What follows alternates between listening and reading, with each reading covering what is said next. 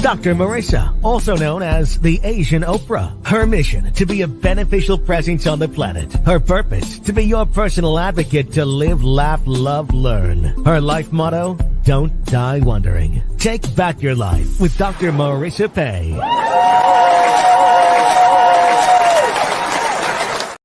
And welcome. You're tuned in to Take My Advice. I'm not using it.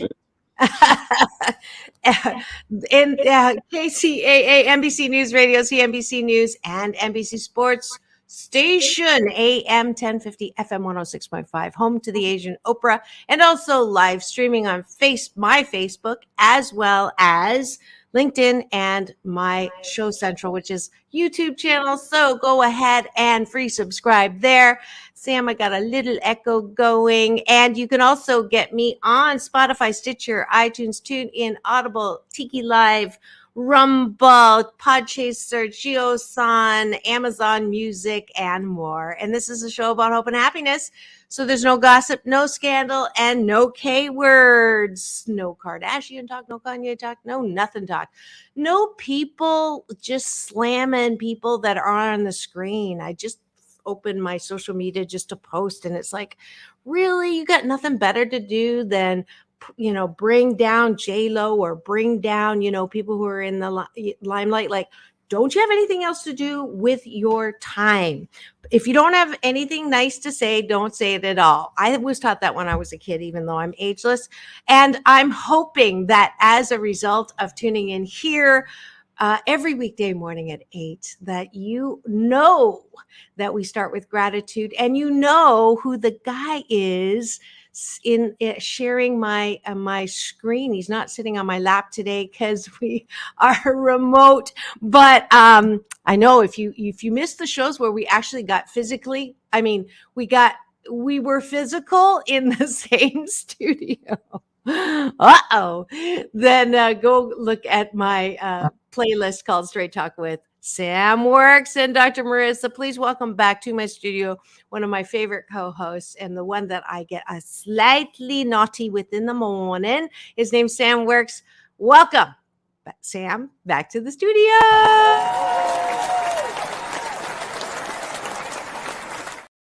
Hey, darling. Hey, how you doing? I'm good, Paulie.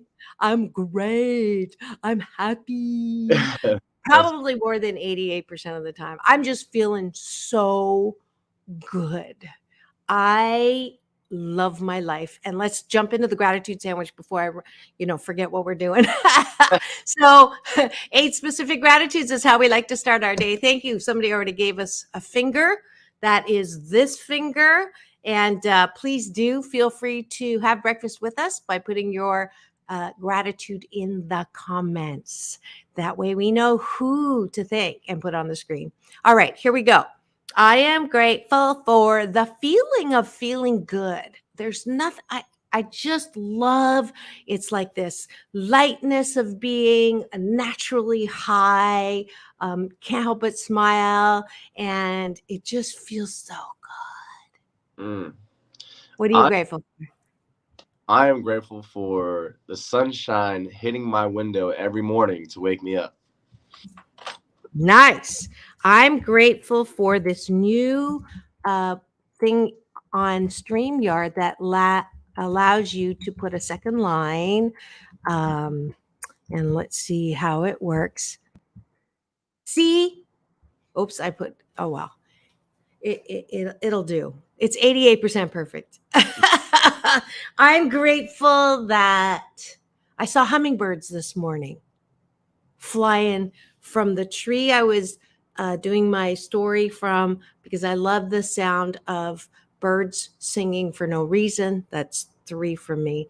And they flew across to the tree. And you know that I love birds flying in formation. That's 4. So I'm done. Your turn. Hey, I am grateful for technology and having us be able to do this type of stuff, remotely. So even though we're not together per se, we're still here as one. Another thing that I'm grateful for is my morning coffee. I didn't drink coffee until probably beginning of this year. So I don't know if that's a good thing or a bad thing. And then Also, another thing that I'm grateful for is the friends that I have to take me on all the adventures. Because if it wasn't for them, I'd probably have a boring life. So keep my life. Myself included. Yes, you. Yes, I have definitely stretched your bandwidth on enjoying music for sure, right? Yep. Music and Chinese New Year. So, yeah, that's why no matter what happens, you're going to do this show as long as I'm doing the show. Did you get your haircut? No, I just took a shower, so my hair's flat. Oh, well, Yeah. it looks good. It But looks good. I don't know if you know that, but Oh, yeah. I love the look and feeling of a clean shaven man. Mm-mm-mm. All right. All right. I am now going to the bottom, not the bottom position, but the bottom of the bun.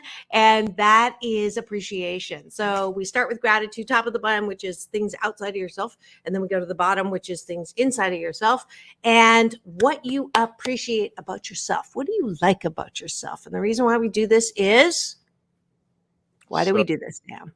so we don't feel devastated in life, and that we can continue living a happy life, knowing what we do is good in life. I would say, right? I mean, you have Yeah. a better. So No, you got it. That's the first half. The first half is we need to know how wonderful we are because you are going to get criticism. You are going to get, negative talk. You are going to get, the more you're in the limelight, the more you are abject and subject to criticism. So if you can't know that you're fabulous 88% of the time, you're going to get bashed, with every compliment and criticism. So compliment, you go, woo, I'm hot shiitake. And then you get a criticism and boom, I'm a piece of shiitake, hot shiitake, piece of shiitake, hot shiitake. And it's an exhausting swing to be on. And then you go looking for love in all the wrong places. Who loves me? Who likes me? Literally. And that is a horrible way to live. So I want you to practice and exercise your ability to appreciate yourself. That's why we go to the bottom. What do you appreciate about yourself, Sam? One of the biggest things that I appreciate about myself is that I always bounce back. Because life has ups and downs, and sometimes, I get lazy or I go back to like my vices or whatever. But I always come back to wanting to do better. So. Fantastic. I appreciate that I know how to make myself feel better. No matter what happens, I have tools that I use, and I know that feelings just are, and it's not the end of the world, and life does not suck. And, the world's not going to heck in a handbasket. I'm being very careful today because the other day I said beach by accident. So I forgot to ask Paulie if he dumped that in time. But anyways, I haven't heard anything from Fred or Mark. So we're and then what else do you appreciate? Another thing that I appreciate about myself is my self-development. I've been trying to read books. I've been playing chess a lot, which is pretty cool.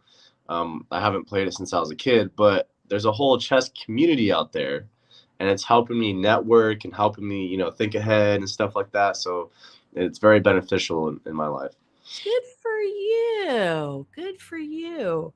That is definitely a thinking game. Yes. Yeah. Because I don't have the P word in my vocabulary, I don't play it because it's too slow for me, and I do not have the P word. What is the Never mind. It's the word that, when people thank me for being patient, I look over my shoulder to see who they're talking about. So chess is not quick enough for me. So, but I'm glad you're doing it. I'm glad you're doing it. I appreciate that. I love I appreciate how I have stocked my closet.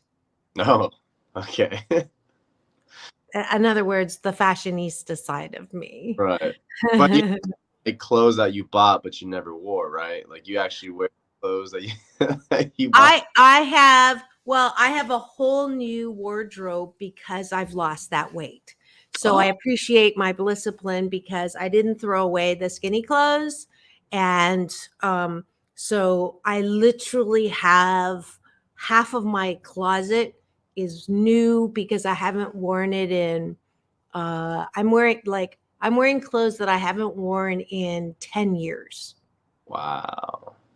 So I appreciate my discipline for losing the 35 pounds since last Valentine's Day. And so I still have another week. And then I've lost 38 pounds from my all time high, which will be my last all time high, you know, that because I'm on the journey of loving my body. There you go. And that's where you should start. Loving your body. And I don't think, honestly, even when I was modeling, I did not love my body. You know, I had that voice of, well, I had the agency voice. You would walk into a modeling agency and they grab that part under your arm and say, lose it. So it's a very tough industry. So those voices and my mom's, you're fat, you're ugly, that all sticks with you. So it's Yeah, a journey. I'm sure in that industry and that age, you probably had a lot more criticism than you do now. So, Yes, I'm my worst critic when it comes to my body. Yeah, yeah. I say I wish I could see my body as like a horny guy, right? Mm, Then I wouldn't be so self-conscious. yeah, but then you'll start to slack off. You know what I mean? Okay, mom. Yeah, I know. I was thinking, how am I going to celebrate losing all this weight? And my first thought was, I'm going to go to Original Pancake House, one of my No, favorite places.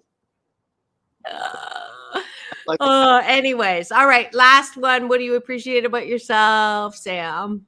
I appreciate my self-care. I think that's really huge and it's important not only for me but for everybody else out there. So Absolutely. And that's it for thank you for having breakfast with Sam and I. I hope that you continue this little discipline practice every morning, whether you're on the air with me or not.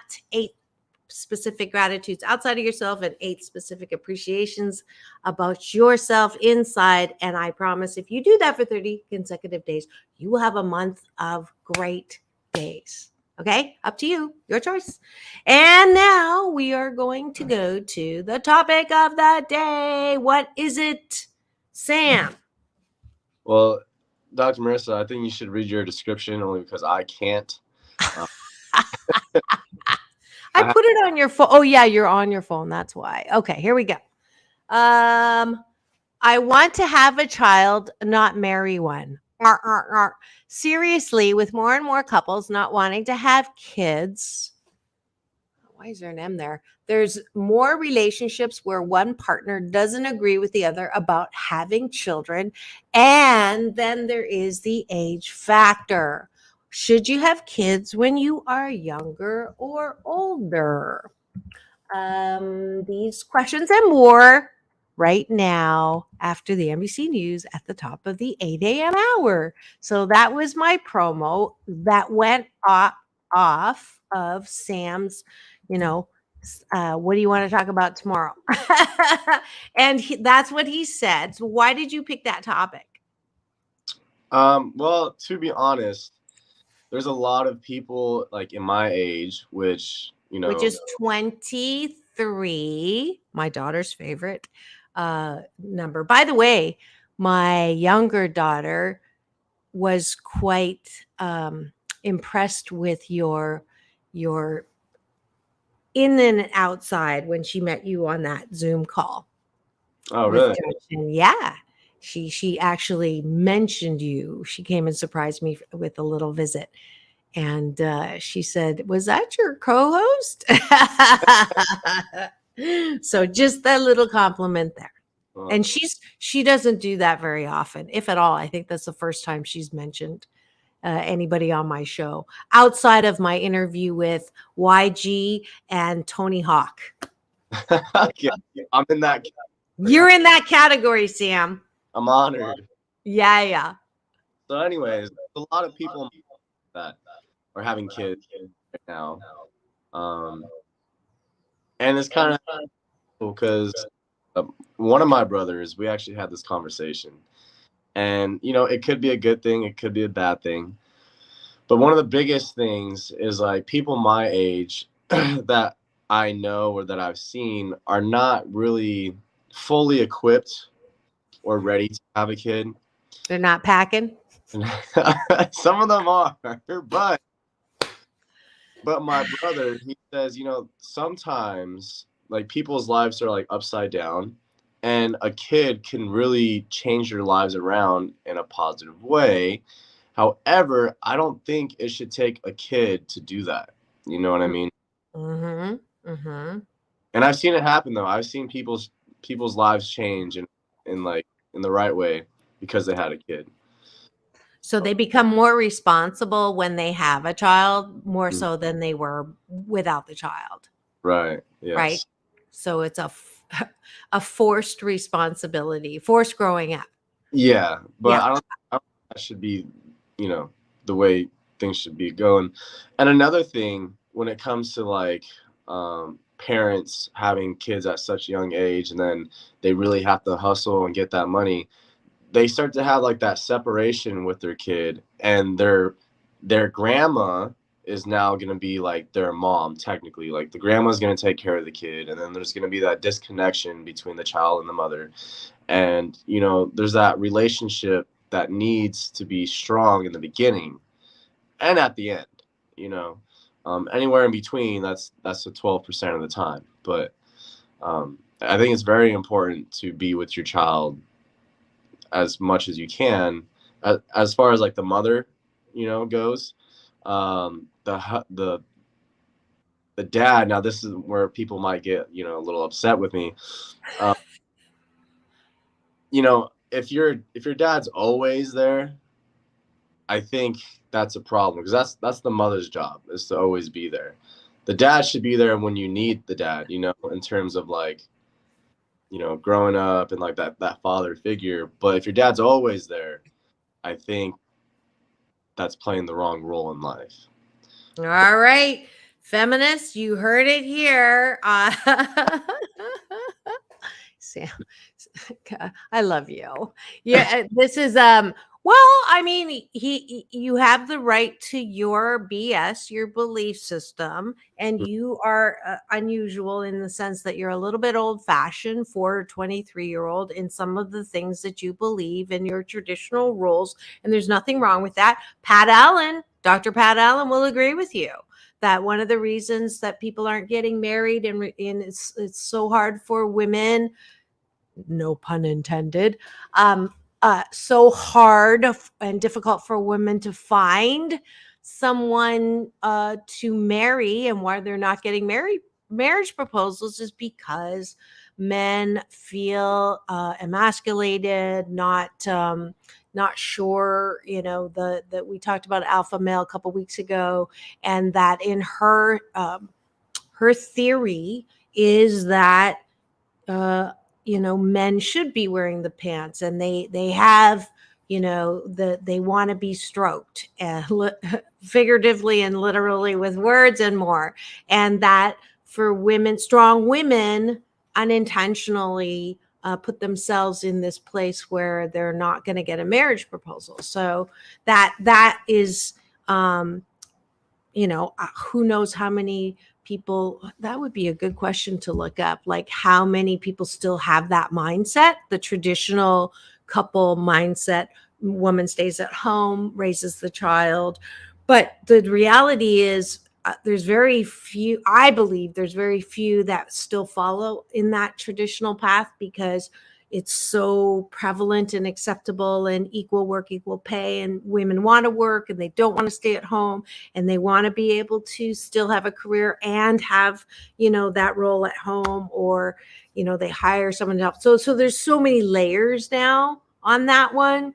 But And we're not solving that. We're not telling you which is the best or not. Like today is all about personal preference. I'm not even looking up, what, because depending on who you talk to, it's going to be different, right? Depending on how they think. I know from my personal experience, I did have a stay-at-home dad for a husband.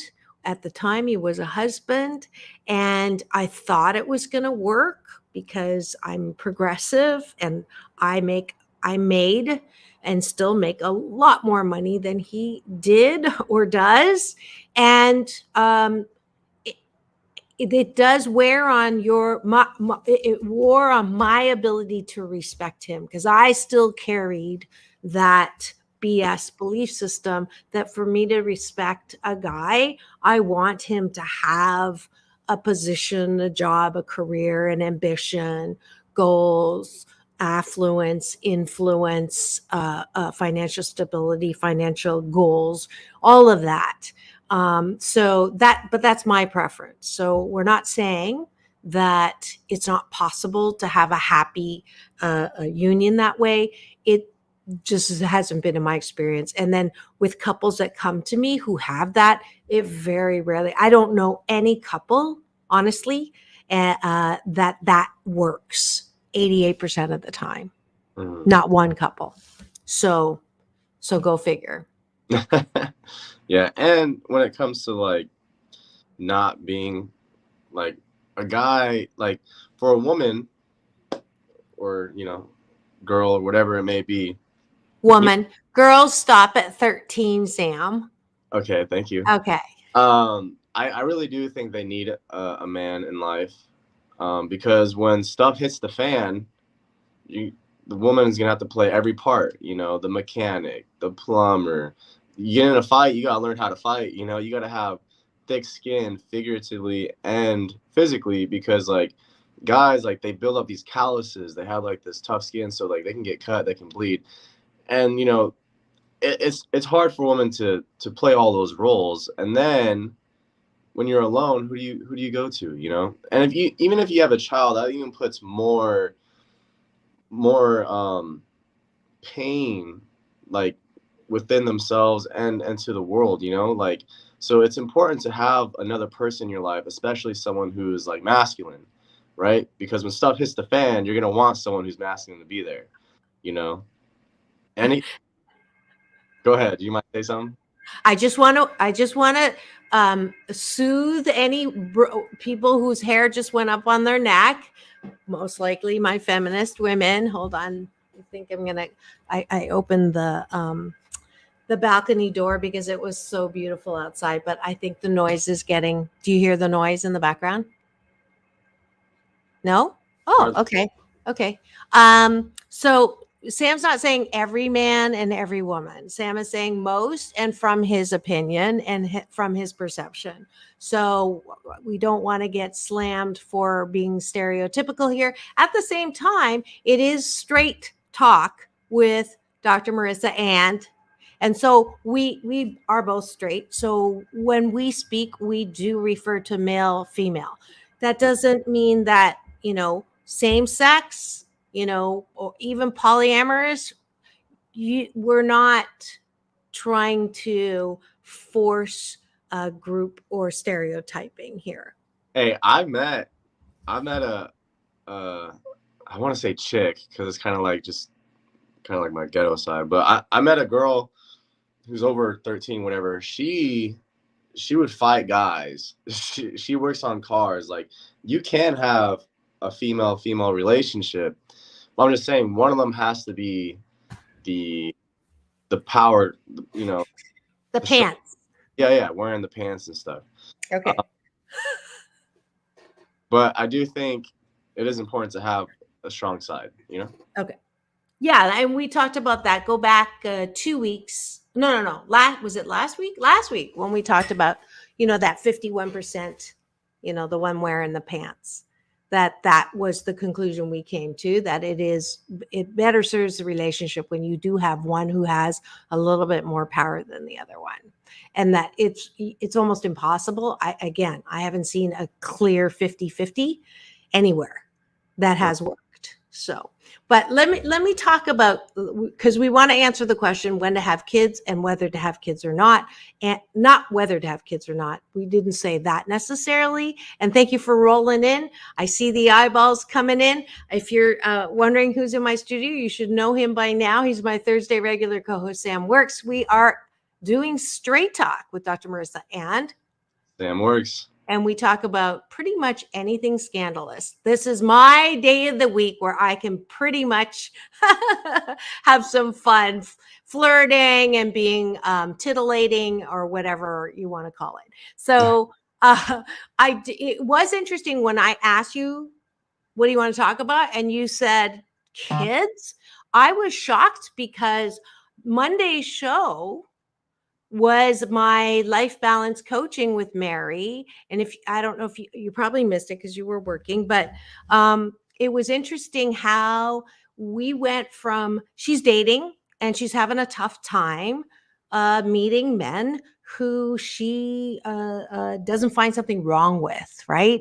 And she's looking at things around, whether they really want a committed relationship, whether they're adventurous or not. And what we realized, or what I helped her with, was, if there are deal breakers, those should be the questions, because she's not even sure if she wants a committed relationship. So if she isn't sure, she's attracting people who are also not 100% sure. And first meeting, who knows, right? That's something that will be decided depending on how well the at least 3 dates go, right? So to ask that right off the bat. But she did raise that she wants kids, and that's a deal breaker if you don't want to have children. So that was the switch for her to understand, she's not asking the questions that really matter to her to meet someone. And that was the topic. And then you say, let's talk about when to have kids. And I went, wow, that was serendipitous. And let's put the moose on the table, which is my Canadian version of talking about the elephant in the room. When is it better to have children, younger or older? You open with saying younger could make you more responsible.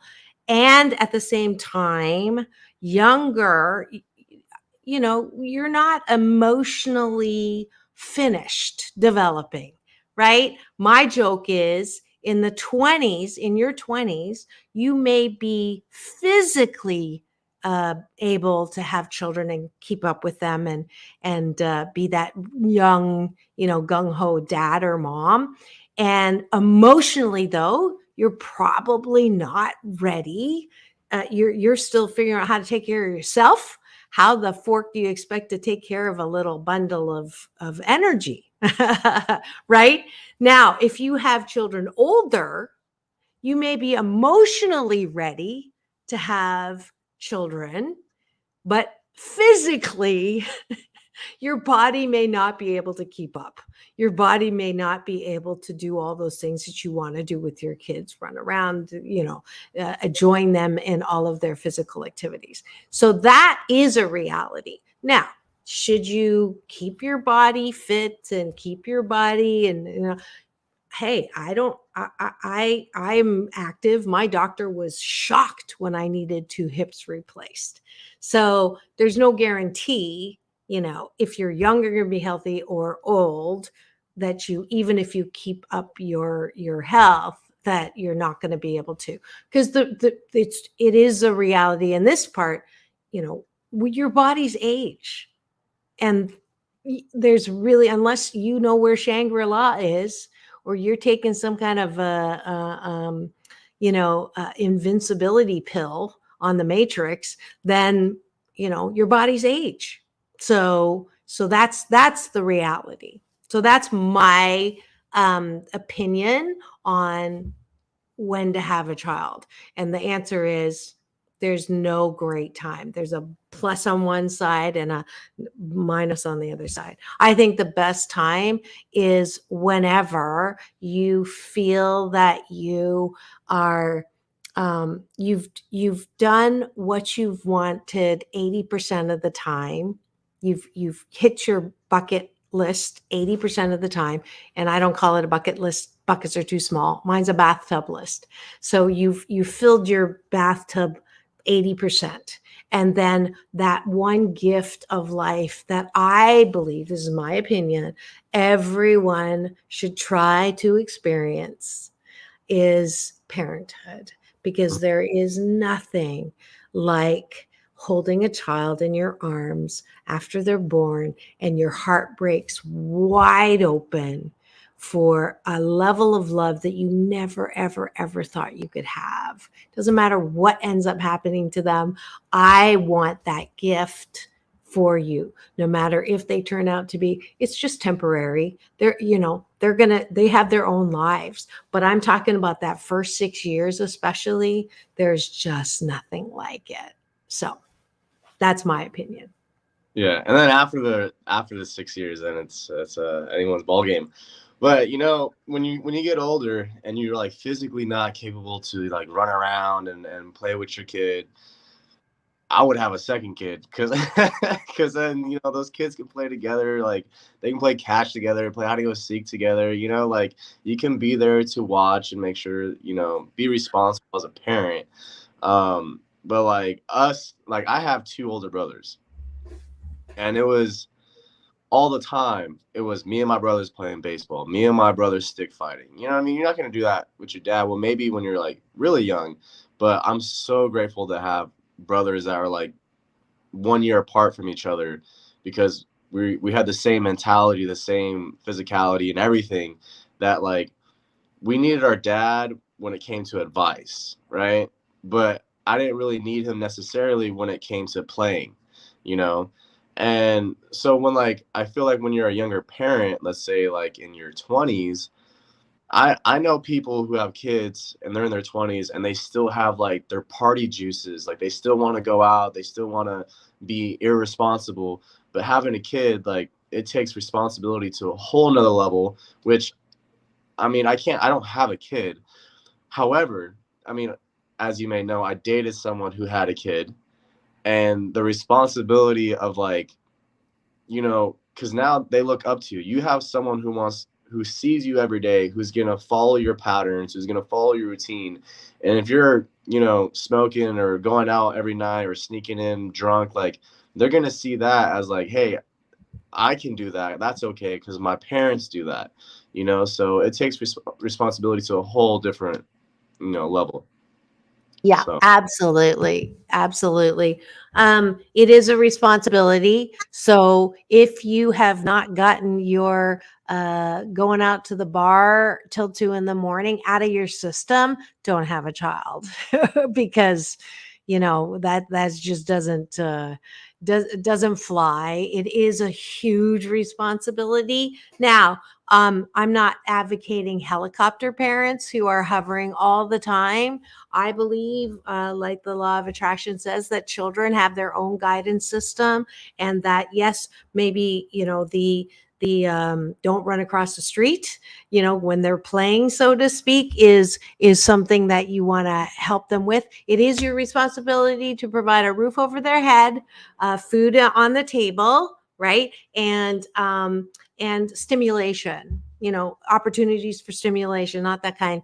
Stimulation for growth and expansion, that's your job, right? But it's not your job to box them into what you want them to be. And I think that, a lot of parents who feel unfulfilled in what they have done with their lives, if that's why you're having a child, don't do that. Don't put that on them. Does that make sense? It does. And you know what? You can try to teach your children life as much as you can, but life, on calls Uh-oh. today. Life, but anyways, but life is gonna teach your kids life. You know what I mean? Yeah. That doesn't mean, hey, let them free and they'll figure it out, because you need to guide them in the right direction, but you don't have to, hold their hand every step of the way. Because if you do that, then they're gonna expect someone to hold their hand every step of the way. You know? Mhm. Like Mhm. let's say like high school comes along, and then out of high school, it's good to have a mentor, but not a parent your whole life, you know? So I think it's very important. There's definitely a balance between that. And I mean, it's a learning experience all the way through. So I mean, Yeah. I know with my oldest brother, my parents, they were like super keen on him. They're like watching him 24/7, make sure, you know, he's doing this, doing that correctly. And then the more children you have, the more relaxed you seem to be, you know what I mean? So, and I think that comes from like understanding how like humans work per se. Like as a parent, you're like, okay, my kid is gonna run around regardless if I tell him to sit down or not, you know. And then they're gonna trip and fall. But you can't be like, hey, kids, don't trip. You're gonna hurt yourself. Like they have to go through that pain in order to grow, you know. Absolutely. Absolutely. 100%. Yeah. The I had a thought. I had a good one, and now I forgot it, but that's okay. Station ID, welcome to the show. This is Take My Advice. I'm not using it. Get Balanced with Dr. Marissa, the morning show here on NBC News Radio, KCAA, home to the Asian Oprah, AM 1050, FM 106.5, streaming everywhere, iHeartRadio, Spotify, Stitcher, and my YouTube channel, where you can get all my past shows. All, what are we on? 875, I believe, something crazy. Almost 10 years coming up in May, and 563 consecutive weeks, something like that. So KCAA is the station that leaves no listener behind. And today it is Straight Talk with Dr. Marissa and Sam Works. we're talking about having kids. When to have kids, having kids, how many kids to have, and Sam is giving us his BS, his belief systems around that from what he sees and what he's experienced, and I as well. And there is a little bit of a generation difference, so it's kind of cool that you get like a range of thoughts on this topic. Now, is there a time? Oh, okay. So the trend of people not having children and or having less children, like more and more I hear, there's a lot of kids out there who don't have parents right now. They're in the adoption or, foster system. There are children born in the Ukraine and China who don't have parents. And there are tons of infertility issues where there was less before. And why that is, everybody has speculating whether it's the water we drink or the stress levels we have that stress does block your ability to procreate. I think that's part of it. Processed food doesn't help with health. So I don't think there's one reason. I think there's a multitude of reasons. So we have all of these factors. Again, I would say it is personal. Really, it's between you and your person that you're entering into this union with, that you want to be able to have a little one running around. And again, if you cannot conceive, please adopt. Please go into that system because there are kids. And at the same time, I think it's wonderful to try to have someone that looks, like you and them. I love mixed kids. That's why I picked a white boy for my procreation activity. I love the look of mixed children. So I purposely was attracted. I've kind of always been attracted to Caucasian males. So I got my beautiful mixed girls, and that shouldn't necessarily be the reason on the looks. But anyways, I'm just being honest. I'm just kidding. What was that? I said, but it is. Yeah. It is what it is. So go ahead. I don't want to leave the people out that don't want to have kids. Like there's benefits not having kids. Because again, I know some people who had kids and like lost their children who never really recovered from it, and it can be very detrimental. And it's like, you know, when I was in high school, I wrote a poem because we had to for class. And speaking about like love, okay, I'm gonna use it as terms of having kids. Like having kids can be the best feeling in the world, and it can also be the worst feeling. You know, like if you're super successful and you had a kid, and they just turned out to be the worst, you know, in terms of like going to prison for the rest of their lives, or just like ruining their lives, ruining the lives around. Addiction. That's a big one. Like that not only hurts them, but it hurts you inside, right? Because you have this expectation in life, like my kid's just gonna be just like me. But at the same time, if you're like horrible and you're like, oh, I don't want my kid to be just like me, you know, then it's just like it goes back and forth. There's that battle. It's a chance that if you're willing to take, you know, it can make it or break it, you know. Some people, they know how bad they are, and they say that kids end up to be just like you know, or have the same characteristics as you, same traits. And it's like, I don't know if I want to put that out in the world, you know, because some people, they do realize that, they acknowledge that, and they're like, I don't want to have a kid because I don't want them doing what I was doing, you know. You don't want that gene pool to keep swimming.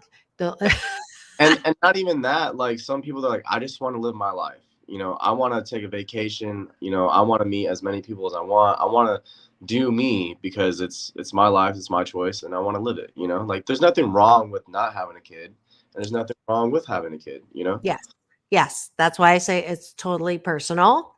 Mhm. My, you know, my desire to have people feel that feeling that is like no other. That's my BS, my belief system. But you're right. Absolutely. If you don't want to do that, then don't do it. However, if you don't want to do that, don't date people who want that, because that is definitely one of those things that you really can't cross over. And one person is going to lose. One person is not going to be happy that way. One person has to sacrifice. And we have a great comment here from Glenn Edwards. I've taught my children to take the very best from all the examples of people available and incorporate it into their life. Beautiful advice, great parenting. And to go back to what you were saying, Sam, of course you're going to be like your parents. Of course your kids are going to be like you. They share genetics and you're their primary role model. So when I coach people who say, I just don't want to be anything like my parents, you know, my response is, you are, you know, and those parts that you don't like, you know, quit beating yourself up about them. You know, do your best to minimize the things that you didn't like and maximize the things that you do like. And let's turn the flashlight on things that they were able to do. Because I think maybe that's what we talk about next week further. Parenting is a huge, you know, how do you parent in a way that you are, you know, doing the best for your children? So thank you, Glenn, for that great comment.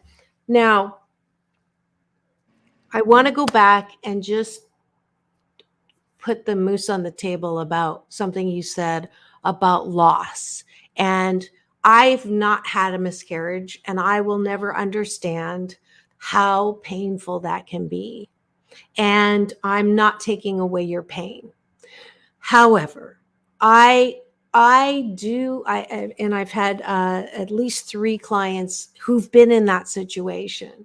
And I liken it to, if you have a really bad first relationship in your life and that person in high school breaks your heart, and your learning that you take away from that is, I will protect myself from getting my heart broken for the rest of my life.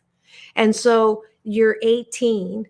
And so for the next 70 years, you are not going to allow yourself or be open to have a beautiful, loving relationship because of that one thing that happened. That is robbing yourself of, you know, potentially so much more beauty that is possible in relationships in your life. And it's the same thing for any negative experience you've had, whether it be the loss of a child. I don't know what that is, and I can only imagine. I can't even imagine how heartbreaking.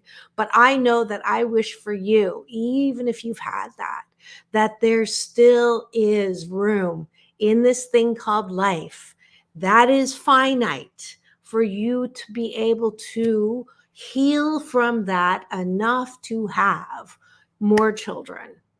That I would pray that anyone listening who's had any kind of loss or negative or trauma as a child, which 7 out of 10 of us have, and that's why I'm here on the planet, to have my Happy 88 mission, because I know beyond a shadow of a doubt, pain in life is mandatory, but suffering from it for the rest of your life is optional.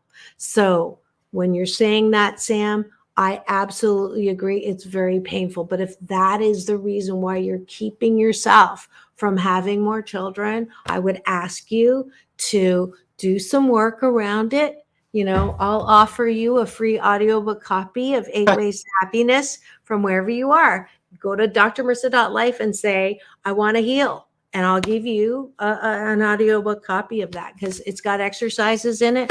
That's why I'm on the planet, because I know beyond a shadow of a doubt that you can heal from whatever you've gone through, so you can have a happier life. Inspirational, Dr. Marissa. And you know what? That doesn't even have to be about necessarily kids, about what you just said. Right. About everything and anything on that end. You know, it's everything's an experience, everything's a learning curve. And I forgot who just posted it. You put it on the bar just now. There you go. You know, to take the very best from all examples of people available and incorporate it into their lives. So like, you know, a lot of people ask me, because like I'm a believer in faith and all that, and people are like, bro, like, why would God have like people on the streets, like homeless people or like evil people, you know, this and that? And in my own thoughts and experiences and reality, everything is an example, right? You got to have good and you got to have bad. And it's like, if you don't do what you're supposed to do, if you don't follow what you think you're supposed to follow, you're going to end up like this person. Like everything is an example, you know, an example of good parenting, an example of bad parenting. Everything leads you to where you make your own decisions in life. You know, you see a lot of things in the world, and that will hopefully dictate your life into having a better life than what you might lead yourself into. You know, if everyone was supposed to learn by self-experience, we would get nowhere in life. You know, seeing people, older generation, younger generation, it's all like, in a sense, like, don't, you know, get me on this, is like a simulation. Like that's how you learn, right? You learn from other people's mistakes or other people's accomplishments, you know? And for the most part, talking about kids, like some of the happiest people are the ones that have kids, you know? And it's like an unconditional love that you have for your children. And that's something that you can't really have unless you have a pet, right? Because honestly, pets and girls you love them unconditionally. And for like a guy, like you have to have, you know, the money or the looks or like the power or like the respect or the responsibilities and all this other stuff. But having kids is another unconditional love. And it's something that I want to experience personally sometime in my life. Am I ready to have it? No. I was going to ask you that question, actually. Yeah, no. Are you ready? Yeah. I'll set you up with her if you are. And one of the reasons why I'm not ready is because I don't want to have a child with just somebody. You know, I want to have the child to be the mother, to be my lady for the rest of my life, you know? Like, I don't want us to have 2 Christmases or, you know, having the kid go to houses on the weekends or weekdays or anything like that. You know, I don't want to put the kid's life in a more situational lifestyle than he has or she has to be in, you know? Yeah. And I'm not ready. And, you know, I know when the time comes, it'll happen, you know? So, Absolutely. Shout out to Bronny Joy who just joined. I put my Instagram on. Then we'll see how long the signal lasts. It fights with the studio. So, but I want to mention something else. When we were talking about parents, you said, "Are they happier? You're happier with children?" I just looked it up, and Princeton University study and Stony Brook University found that parents and non-parents have similar levels of life satisfaction, but parents experience both more daily joy and more daily stress than non-parents. So they may be happier, but they're also more stressed than that. So I would like to address another thing you said about, hi, Lizzie, about what if your child is addicted? What if you have raised children, you did the best that you could, and they are in prison, you said, for a lifetime because of what they've done? And this is for parents. This is part of my happiness coaching. Is I believe, this is my BS, my belief system, that parents' only job is to pop out the kid. And anything else is gravy. Now, that's an extreme thing that I learned from Edwin Gaines, but it helped me because I have all these expectations about what my mom should have been and done, or what my parents should have done. And her comment, harsh at the time, really flicked me into, you know what, we do expect too much from our parents. They do the best that they can.